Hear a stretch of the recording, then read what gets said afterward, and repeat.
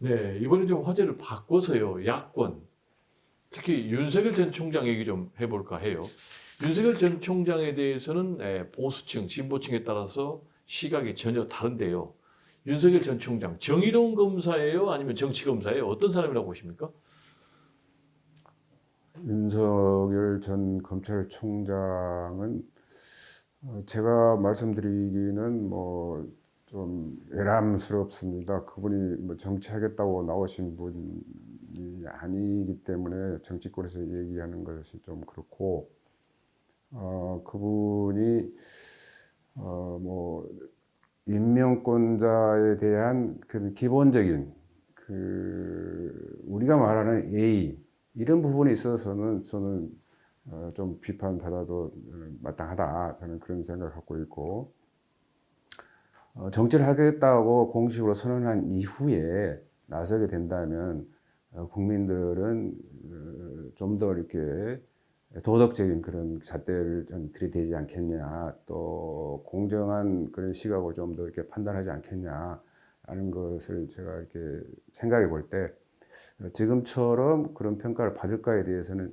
개인적으로 좀 회의적으로 생각하고 있습니다. 네, 장기적으로는 막상 정치에 뛰어들면은 평가가 좀 달라질 것이다. 당연히 다르죠. 네, 그렇군요. 그렇게 이제 전망하고 계시는데 윤석열 전 총장 강점은 뭐고 약점은 뭐라고 생각하셔요? 다시 말씀드리지만 지금은 저를 비롯한 저희 당은 자숙의 시간입니다. 남의 당이나 타인들에 대해서 지금은 의사를 개진할 그런 시기나 시점은 아니라고 생각합니다. 네, 그렇군요. 그럼에도 불구하고 하나 더 물어볼 텐데요. 윤석열 전 총장에 대해서 이른바 현상이라고까지 지금 언론에서는 평가를 하고 있는데 이런 게 쭉 계속 될까요? 그리고 앞으로 야권, 보수 야권의 재편은 어떻게 될까요?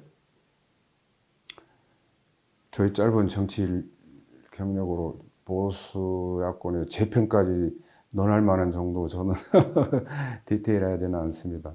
우리 당을 추스리고 우리 당의 중심을 잡고 우리 당의 방향을 설정하는 데 좀 더 전략하겠습니다. 네, 대선과 관련해서요.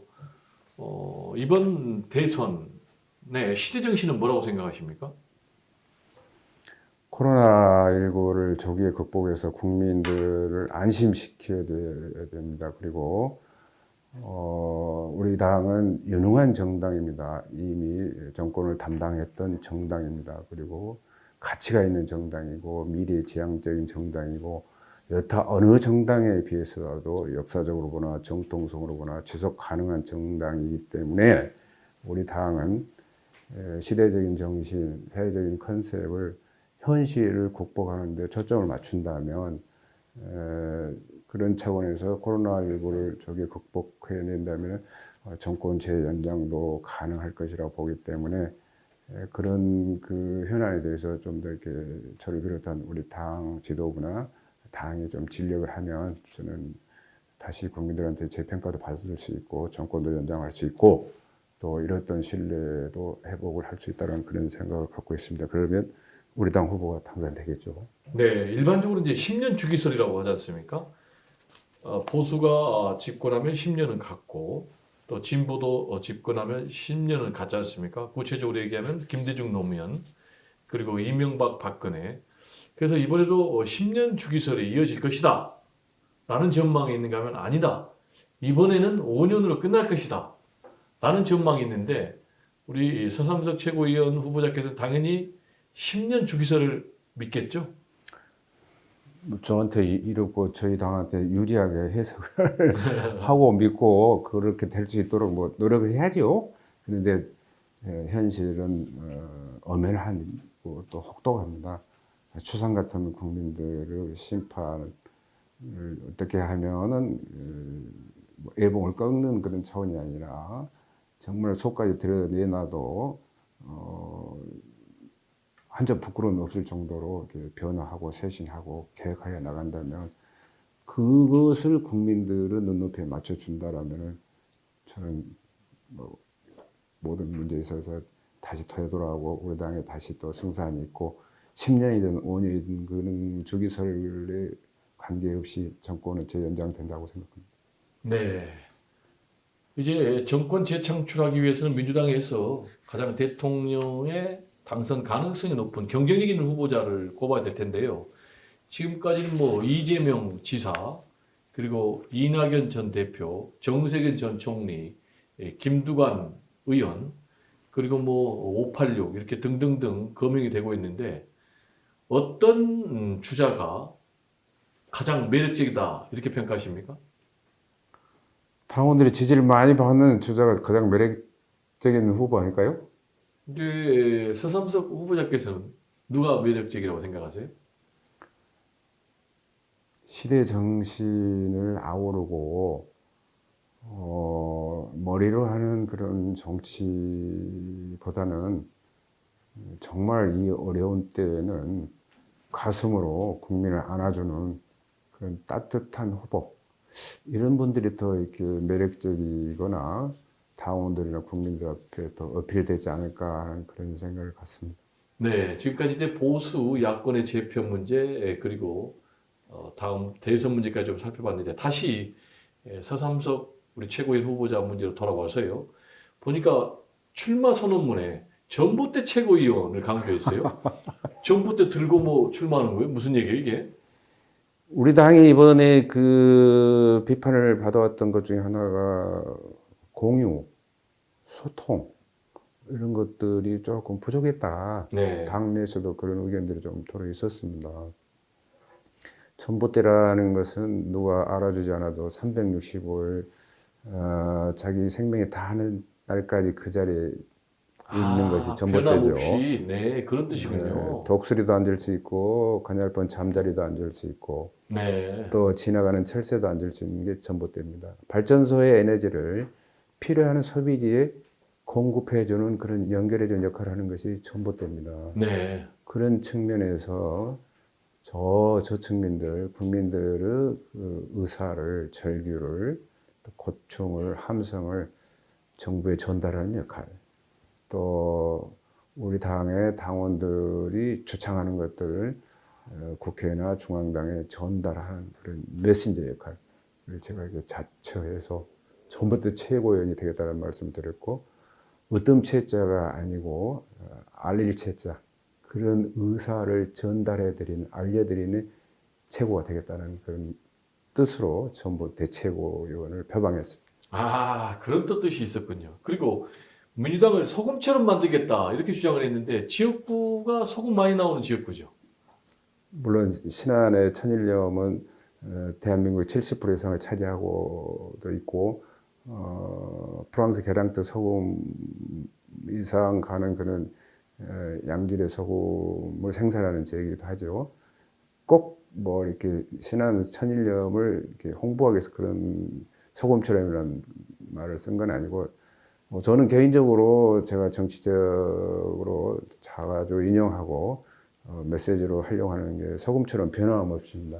일종의 뭐 본인의 정치 좌우명 같은 거죠. 이것도 지금 이렇게 영문으로 표기했는데 소금처럼 변함없이라는 아 그런 그렇습니까? 배지인데 제가 도안해서 제 스스로 제 자신하고 약속하기 위해서 차고 다니는 직접 도안을 하셨어요? 예. 네. 그래서 여의도에는 여야가 있습니다. 네. 그리고 또 이해 당사자들이 많습니다. 또 당내에서도 다양한 의견들이 이렇게 일어날 수 있는 데가 또 여의도입니다. 그래서 사람 사는 세상이나 이렇게 우리가 섭취하는 음식도 간이 맞아야 하듯이 네. 정치에 간을 맞추는 그런 역할을 한번 해보자 라는 차원에서 이렇게 민주당을 소금처럼이라고 이렇게 표현을 했고요. 또 소금은 그 본디 가지고 있는 그런 그 성분이 부패하지 않게 하는 그런 역할을 하는 게 또 소금이에요.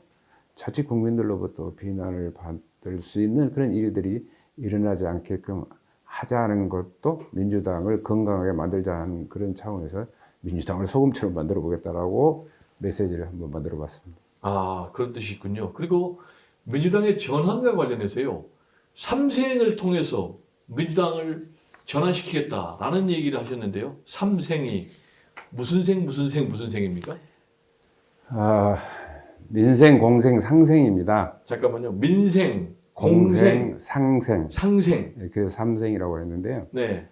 민생은 뭐 잘 아시다시피 개혁 못지않게 그 중요한 그런 그 먹고 사는 문제를 다뤄야 된다는 차원에서 민생을 얘기했고, 공생은 청년에서 여성, 노인에 이르기까지 계층 간의 불협화음을 최소화하는 그런 함께하는 그런 뜻에서 공생이라는 그런 단어를 차용했고요. 네.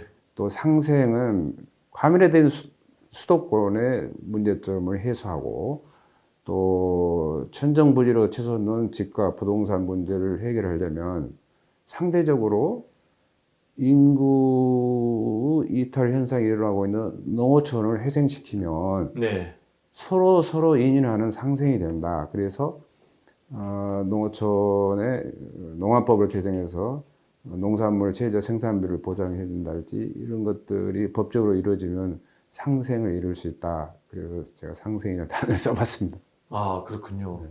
그리고 또 3더도 주장을 하셨다고요. 3더는 뭡니까? 국민 명령에 더 겸손해라. 더 겸손해라. 네. 또 미처 헤아리지 못한 부분에 대해서 국민 앞에 더 성찰해야 된다. 더 성찰, 그다음에 신속이라는 말이 있는데, 더 신속. 필요할 때 네. 국민 앞에 다가서라. 네. 필요한 법은 속도를 내라. 불필요한 것은 과감하게 없애라 하는 그런 차원에서 3더를 제가 이렇게 인용을 했습니다. 그러니까 스스로를 좀 돌아보고 네. 늘 겸손하고 국민들을 위해서 더 속도감 갖고 봉사해라. 네. 그럼 뭐 정권 재창출은 당연히 되겠네요. 삼생 삼더만 잘 실천이 된다면 정권 재창출도 가능하겠지만, 이걸 주창하고 있는 서삼석한테 우리 당원들이 얼마나 이렇게 지지를 해줄지는 그건 의문입니다. 예, 좋으신 말씀을 쭉 경청하다 보니까 벌써 마무리할 시간이 손살처럼 그냥 다가와 버렸는데요. 마지막 질문입니다. 정치인 서삼석, 이 꿈꾸는 세상은 어떤 세상입니까? 저는 국회에 들어왔을 때, 그러니까 20대죠. 본회의장에서 인사말을 통해서 소수 서민, 약자들을 대변하는 작은 심부름꾼이 되겠다라는 그런 말씀을 드린 적이 있습니다. 지금도 그 말에 대해서는 변함이 없습니다. 제가 말하는 그런 소수 약자 서민이라는 것은 농소축 산림인들이었습니다. 제가 지도부의 일원이 된다면 이제는 그분들을 더 두텁게 보살펴야 되겠지만, 현안 문제에 대해서도 터치를 해야 되고, 또 사회적으로 이슈가 되는 그런 문제에 있어서도 뭔가 저희 목소리를 좀 내야 되기 때문에 좀 그 공부도 좀 많이 해야 되겠지만, 제가 꿈꾸는 그 세상은 이번에도 보궐선거를 통해서 많이 그 지적이 되었듯이, 세상은, 사람 사는 세상은 공정해야 됩니다. 그리고 원칙이 무너지면 안 됩니다. 그래서 저 개인도 마찬가지고, 우리 당도 마찬가지고, 국가도 마찬가지고, 원칙이 상당히 중시되면은 소수 서민 약자들이 사는 데 있어서 상대적으로 덜 불편하지 않겠냐 하는 그런 세상을 갖고, 그런 세상이지 않겠냐는 그런 생각이 되기 때문에, 그런 것들을 더 이렇게 확대, 확산, 생산을 내기 위한 그런 정치활동을 좀 이렇게 해보고 싶은 게 제 꿈입니다. 네, 오늘 좋으신 말씀 감사드리고요. 꼭 이번 전당대회에서 최고위원으로 선택받기를 바라고요. 하나 더 얘기를 하면요, 이제 선택되신 이후에 오늘 말씀을 그대로 잘 실천하는지 우리가 지켜볼 겁니다. 잘해 주시길 바라고요. 시청자 여러분, 오늘 함께해 주셔서 감사드리고요. 지금까지 민주당 서삼석 최고위원 후보자를 모시고 그가 꿈꾸는 세상, 그리고 민주당의 변화 방향, 그리고 재창출 가능성에 대해서 자세히 알아봤습니다. 그러면 다음 시간에 다시 찾아뵙겠습니다. 감사합니다.